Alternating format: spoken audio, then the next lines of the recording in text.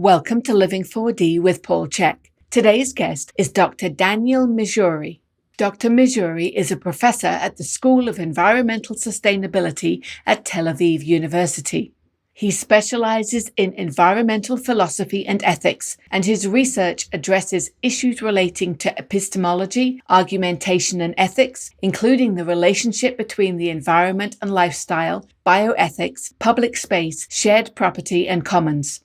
Daniel is a social and environmental activist, a former chair of the Israel Bicycle Association, and a Tai Chi and Kung Fu master. He has 2 books published in Hebrew, with 4 more forthcoming.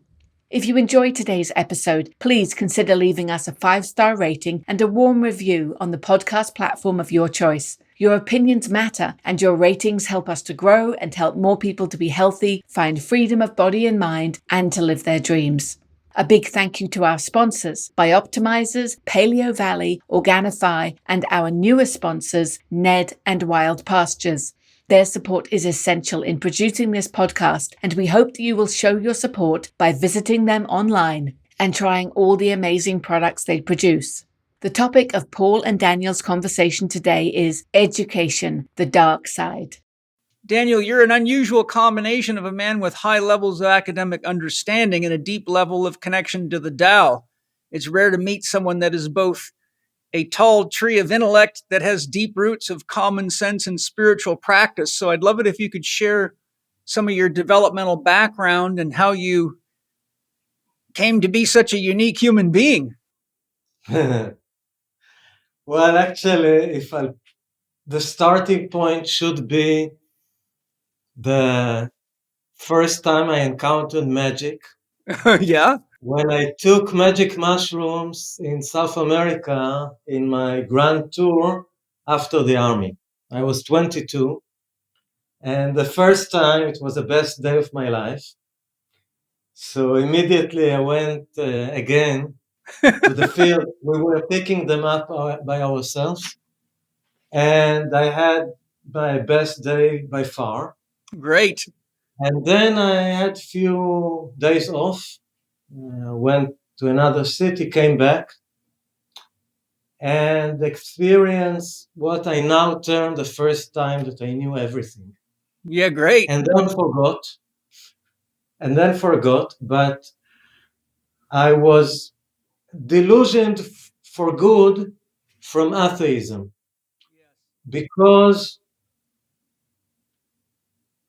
I remembered I had these hours that I was the happiest, and I felt that I knew everything and how everything is connected, and we are all God. And it was in Hebrew. The day later, I didn't know what to think. Actually, I was ashamed in myself talking about God. And really, and so I decided to go and study philosophy because I knew they were talking about such things. And I thought for the minimum is that if it made sense to me, stoned, it must be it must be feasible to explain it logically. So I went to study philosophy, and actually I shortly after I became embedded in philosophy and forgot my original drive. But since I remembered it was connected to yoga and martial arts, which I have started already in the age of 16, I'm now 57. Great. And I can do such stuff. Yeah. Like Bruce Lee stuff. I've learned how to relax. And the first time I've learned it was during that time in the Andes, because what I remembered is I would do like this, feel my arm, and I didn't understand what was different. And later on, I've learned that this type of hand opening, the thumb away from the finger, gives the palm a round shape, and then all movements are correct, and you have perfect Tai Chi and Qigong. And only after I've understood Tai Chi, when I was about 45, I realized this was the hand of the Tai Chi. So Yes. instantly, if my hands were open like this when I was 22, I was instantly in that position of firmness in which body is balanced, you can totally relax, and this is where in-depth meditation could take place. And I had it instantly in the age of 22, and it took me more than 22 more years to remember. Yeah, well, And I that's had good that very you good did. Kung Fu and Tai Chi teachers. And I also did 2 yoga teaching courses. But it was alongside my academic studies and career and my public pursuits. As a chairperson of the coordinating forum of junior academic faculty in Israeli universities, so I did a lot of academic public activities. So I had lots on my mind, and it was all done simultaneously, which was remembering. And there is a Greek word, it's called amnesia, the forgetting of forgetting. That's how it felt at the first time, and this is how it felt when I had the privilege of doing an ayahuasca ceremony. Oh, good. I was a member of for 4 years in a very dedicated and secret circle of ayahuasca. And after 1 year, I remembered in one of the Good. really greatest ceremonies I've participated in, the Brazilian mestre, it was Santo Daime. Brazilian mestre came as a pilgrimage to Israel. And this is a guy who wrote many songs that were Is it karaoke? Padrinho Alfredo. Okay. You know who karaoke is? Yes, heard of him and never had the privilege to participate in one of the circles. And I wish myself that it will happen soon. Sooner. Sooner the better. I had the grand fortune. One of my best friends is friends with karaoke, and for my birthday one year, he bought 1.5 liters of karaoke's ayahuasca. That was the most powerful ayahuasca I've ever had, and it was unbelievably good. I make my own ayahuasca, and I've probably done, I don't know, 60 ayahuasca ceremonies, but karaoke's ayahuasca is something else altogether, let me tell you. So if you ever get a chance, it's a very powerful experience. Definitely. And I had the privilege of, drinking from the ayahuasca that he brought with him, the best of the best for the pilgrimage. Awesome. And this is when I remembered. And I had to stand. And people told me, no, it's part of the ceremony that you have to sit. I said, I'm sorry, I cannot sit. I can go outside. No, please. So just be on the side. And there was something moving. And this is when I remembered Chi. And this is where I remember this concept that I termed firmness and wrote my book that's in Hebrew, Firmness, Meditations on First Philosophy and Environmental Ethics. Actually, the book was downloaded to me. I couldn't write it myself. I was in Thailand with a friend and we took magic mushrooms. And in one afternoon, I had the book. I just had to write it. And it was published in 2018. And it was supposed to enable me a dialogue with my fellow professors at Tel Aviv University. And actually, it was published on the day that they that I had to go through my first hearing, dismissal attempt. It was the same day. And it took me several years to realize they were silencing me, not only on the part of bioethics or cannabis or EHS or water fluoridation, but also my own advancement in the science of health, which Right. is not the same as medicine. No. And these are people who have been seeing me around, going barefoot, staying fit, and getting fitter all the time. And actually, I made a challenge to them because I said at one point, I also wrote a document and sent it to them. If you Google hand and anatomy, you will see all the descriptions like that. All the fingers pointing the same direction upward, and then the hand becomes flat.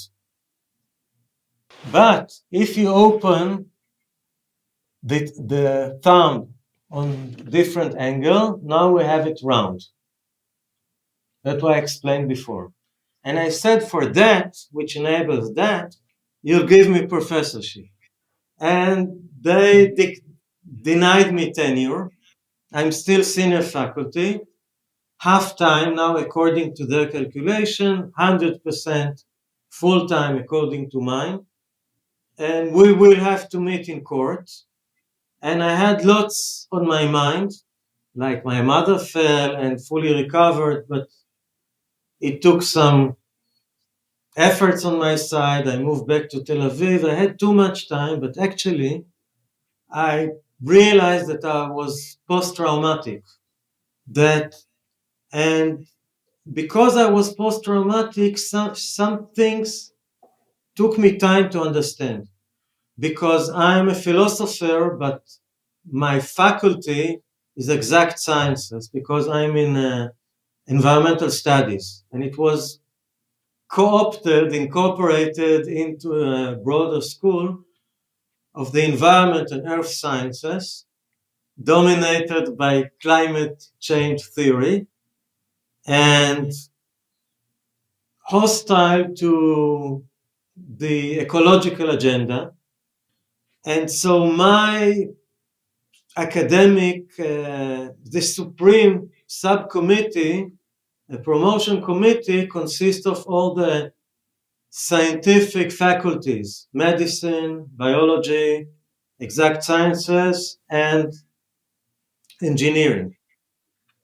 And they saw me during the second hearing doing excellent Tai Chi, and they got my papers and my book, and through three different processes of hearings, 2018, 2020, 21, this was the third hearing, not a word on my research.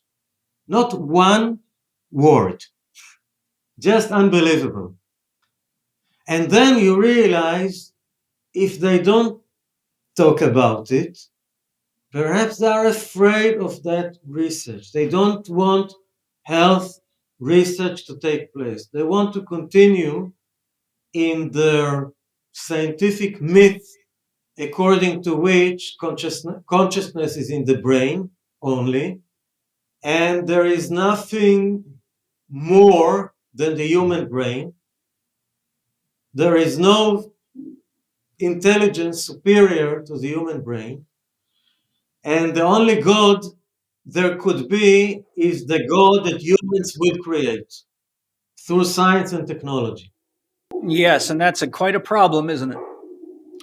That transhumanism, that's a new religion masquerading itself as science. It's not science in the basic definition of a skeptical pursuit of the truth. No. Not at So all. whether or not we've encountered truth, and I believed I encountered the essential truth of the body, which is human nature, which is in Hebrew tselem Adam, in God's image, meaning that we have a body that was designed for meditation, designed for yoga, designed for conceiving the supreme if you do what Patanjali instructed. First, you prepare your mind with do and don't do, yama and yama. Then you prepare your body through posture and breathing. And then you enter the 4 stages of meditation: concentration, meditation to samadhi. This you can do with the human body. That's my interpretation of God's image. And this is what they deny. And because they have this vision of the human being, which is an arbitrary product of natural selection, they say, well, of course, this body is frail because, well, we stood up on 2 legs because of that, this or that advantages, but we got back pains. And my argument was that we were born perfect, we misuse our body because we depart from nature, which is a basic truth that all animals should feel comfortable in their place. Can you hear me? I agree. I'm totally with you, man. I don't even need to say anything. It's like listening to myself talk. Enjoy. Really, because, when I remembered this, when I deciphered the Tai Chi, do you want me to exemplify or just keep talking? Well, no, I want you to share what you think's important. Part of what I wanted to really hear from you today as a professor is, about the dark side of education and what's really happening. Yeah, I'm trying to avoid the dark side. Well, no, I think you're doing a So good I'll job. share the dark side. Well, no, I think you're doing a good job. My point is that I want you to share what you think's important for the listeners to hear, and I think what you've covered so far is very important because you're starting from the basis of our authentic self, our authentic nature, not only the unique self, but the self, the universal self, the cosmic self, the God self. So now let's go back to reality. In the end of 2018, after my first dismissal attempt, which I wrote myself out of, I wrote another book of firmness. It was called Firmness in Truth, 144 pages, 44,000 words, written in 40 days and nights. And they know, because they know when they sent me the hearing documents and when was the hearing and when I sent it the few days earlier my response. And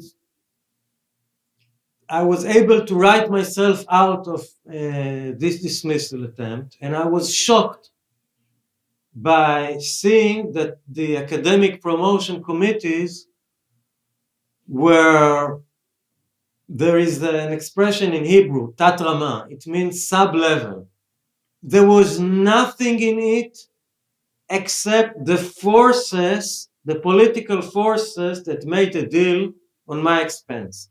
And I was able to expose them based on the documents they sent me. And I was able to show that there were some criminal offenses made and not just breaches of the academic protocols and the academic freedom, etc. And so they didn't dare to meet me in court. And then, few months later, I encountered an academic paper about academic ethics, which was based on an argument which was in Israeli academia in 2017 about an academic code of ethics which was proposed by a distinguished Israeli philosopher, Asa Kasher, and which was totally rejected by all the left, who said that the then Minister of Education wanted to do some mouth clogging in the academia with this code of ethics. And at that time, I didn't pay any attention to this argument. It was totally left, right, boring something. But then I wrote a paper justifying the position by Asa Kasher. And when I read the paper, I understood that if Asa Kasher is correct, then science doesn't work and professional ethics wouldn't work. Because in order to explain to justify his code of ethics, he started with saying, let's define what is academia, how it is constructed, and what's the role of professional ethics within the disciplines, and what could be an academic code of ethics. And he begins by describing science as composed of different and distinct disciplines, of course, made out of sub-disciplines and sub-expertise, which are defined by the area of questions which they deal with. So they focus only on certain questions using certain agreed upon methodologies according to accepted and acceptable considerations by the international community of that discipline. Now, this was, when I read this paper, it was exactly when the Israeli Supreme Court of Justice rejected the appeal made by the former mistress of health in Israel, Yael German, against the reinstitution of water fluoridation. She canceled water fluoridation in 2014, and the new minister wanted to reinstitute water fluoridation in early 2016. And I wrote the expert opinion for her appeal, and we had a junction for 2.5 years, and then it was rejected with no explanation by the Supreme Court of Justice.